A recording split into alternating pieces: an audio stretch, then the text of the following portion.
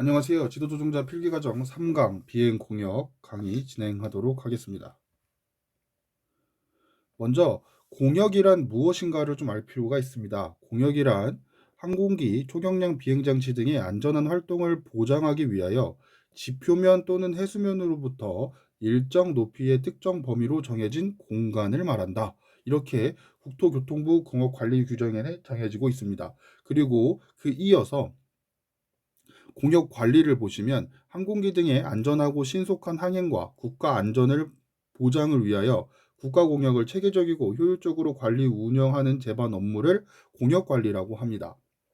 그리고 이제 공역을 보면 또 하나 주권 공역이라는 단어를 아실 필요가 있는데요. 주권 공역이라고 하는 것은 우리나라의 영토, 영해의 상공으로서 완전하고 배타적인 주권을 행사할 수 있는 공간입니다. 그러니까 우리나라가 영향력을 행사할 수 있는 오롯이 우리나라만의 공간이다. 이렇게 보시면 되겠고요.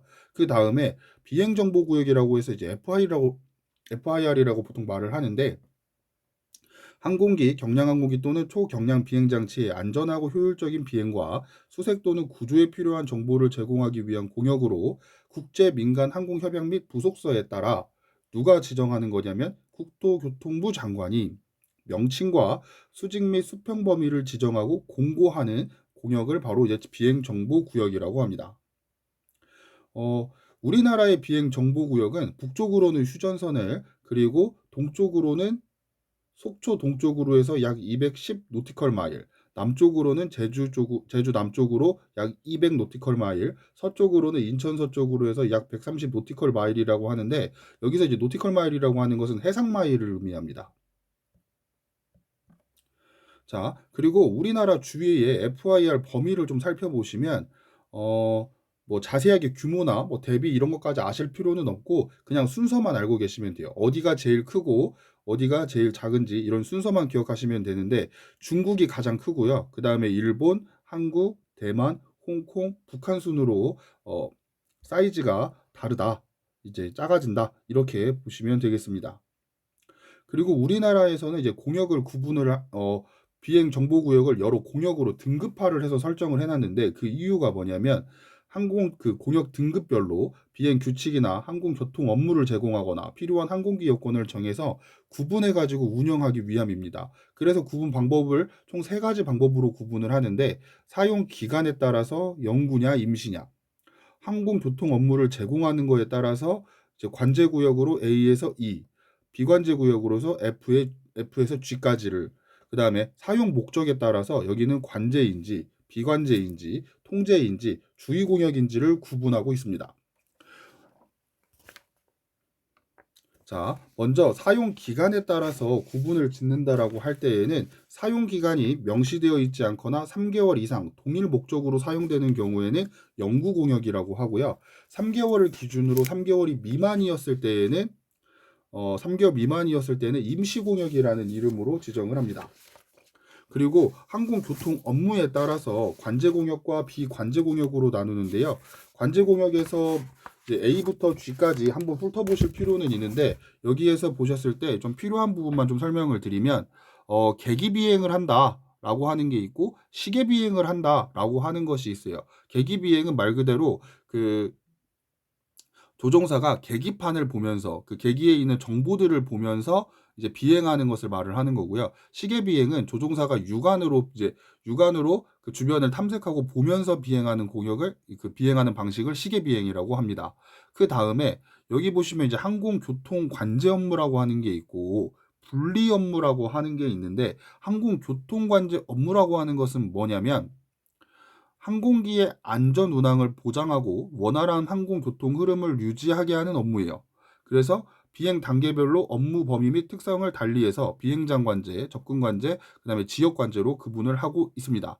다음으로 분리 업무는 이제 항공기가 서로 너무 가까우면 사고가 날 수 있기 때문에 항공기 간의 거리를 약 10마일 이상 유지할 수 있도록 그 관제하는 업무예요. 근데 여기서 보면 이제 관제라는 말이 계속 나오는데 이 관제라는 말은 관리 플러스 통제를 의미합니다. 그래서 관리하고 통제하는 업무를 말한다. 이렇게 보시면 되고 그 다음에 여기 보시면 이제 비행정보 업무만 제공을 한다라는 표현도 있는데 비행정보 업무라고 하는 것은 비행정보 구역 안에서 비행한 항공기에 대해서 항공기의 안전하고 효율적인 운항을 위해서 필요한 조언이나 정보의 제공을 하는 업무를 말을 합니다. 그래서 각각의 이런 어떤 업무를 말하는 거고 무슨 일을 하는지를 조금 보시면 되겠고요.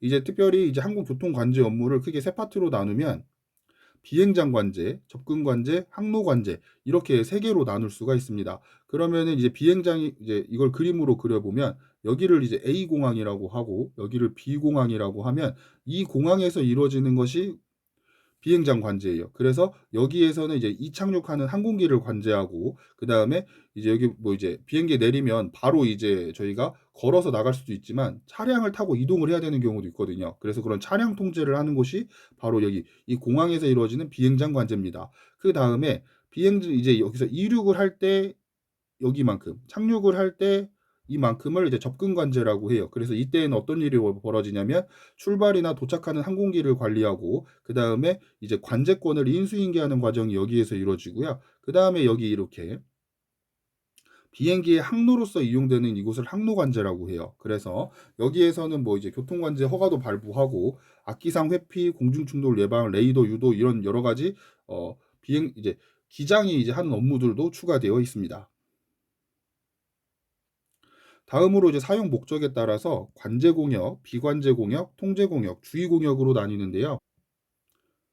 네, 그래서 관제 공역에는 방금 아까 저희가 보았던 관제 공역과 비관제 공역을 보면 관제권, 관제구, 비행장 교통구역, 조언구역, 정보구역 이렇게 구분할 수가 있고 통제 공역에는 비행 금지 구역, 비행 제한 구역, 초경량 비행 장치 비행 제한 구역, 주의 공역에는 훈련 구역, 군작전 구역, 위험 구역, 경계 구역, 초경량 비행 장치 부연 구역이 있습니다. 이거를 이제 좀 세세하게 살펴보면요. 관제권에서는 이제 관제 공역에서는 관제권을 좀 보시면 여기가 이제 공항 중심으로부터 반경 5 노티컬 마일이에요. 그래서 이거를 킬로미터 단위로 계산을 한다면 이제 9.3km 미터라고 보시면 되겠습니다. 그리고 관제9 부분에서는 지표면 또는 수면으로부터 약 200m 이상 높이의 공역을 말한다. 이렇게 보시면 되겠고요. 그 다음에 비행장 교통구역은 관제권 외에 D등급에서 시계 비행을 하는 항공기관의 교통 정보를 제공하는 공역이다. 이렇게 보시면 되겠습니다. 다음으로 이제 비관제 공역은 관제 공역 외에 공역이나 항공기에 탑승하고 있는 조종사에게 필요한 조언이나 비행 정보 등을 제공하는 공역으로 조언구역과 정보구역이 있다는 것을 아까 저희가 확인을 했습니다.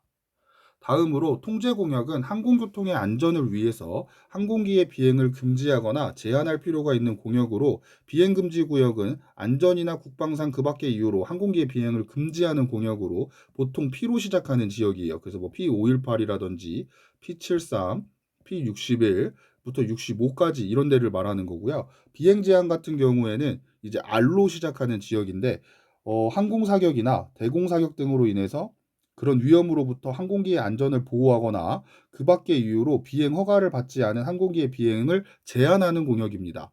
그리고 비행장 교통구역은 URA라고 이제 기록이 되어 있는데 초경량 비행 장치의 비행 안전을 확보하기 위해서 초경량 비행 장치의 비행 활동에 대한 제한이 필요한 공역이다. 여기 보면은 리스트라는 말이 있죠. 그리고 다음으로 주의 공역은 항공기의 비행 시 조종사의 특별한 주의나 경계 식별들이 필요한 공역이에요. 그래서 훈련 구역은 민간 항공기의 훈련 공역이라고 보시면 됩니다.